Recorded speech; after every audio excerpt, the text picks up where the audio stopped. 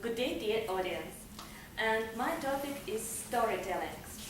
Storytelling in organizational culture. And I want to focus on the most popular types of stories in the organization. I want you to think about the following questions. How many times have you been fascinated by a good story? How many times you stayed up late reading a novel that you couldn't put down? Or watching a movie that you couldn't turn off? How many times you push yourself harder just after hearing a story of somebody else's success? I hope that most of you have such moments of good storytelling in your life. Stories can inspire us from thinking to acting. Then they can change the way we think, feel, or act.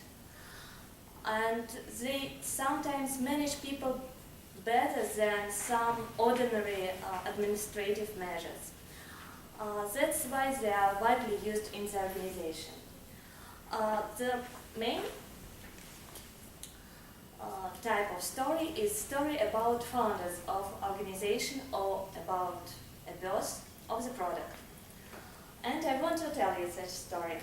Imagine, once upon a time, in a hot day in May, Dr. John Pemberton was cooking a syrup in his backyard.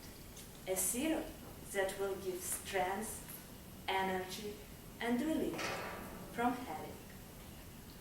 He brought his syrup to the pharmacy and started selling it at 5 cents with soda per glass. Meanwhile, his partner drew the name of the beverage in nice curly letters and created a first slogan: "Drink Coca-Cola." So this was the beginning of the most favorite and the most successful beverage of all the times in the world. The next type of stories, it's warning stories or teaching stories. This type of stories leaders of organization like best of all, because they can draw some attention to specific details of the work or just to warn an employee. For example, one big organization decided to hold a big event in some other district of the country. The employee that was responsible for organization was very, very green. And in order to emphasize the importance of his work, his manager told him a story. So several years ago, she went to the conference in some small town, and unfortunately her secretary didn't receive a confirmation from the hotel. And when she got to the town, the hotel was occupied fully, and she wasn't welcome there. It took her several hours to find another place to stay. But the most unpleasant in this situation that was the windows of the room was facing the local farmer market, and it turned out that 5 o'clock in the morning it's the best time to cut the pigs for sale.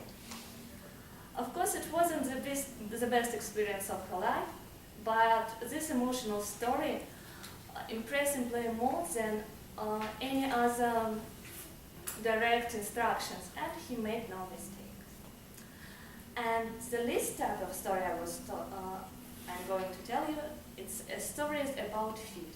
Stories about heroes of organization and their labors. It's stories about extraordinary actions of ordinary employees. It could be a story of a girl who walked an extra mile at 3 o'clock in the morning just to deliver a package to the customer. Or a story about old accountant who found a mistake in the financial report and saved whole organization from penalties. These stories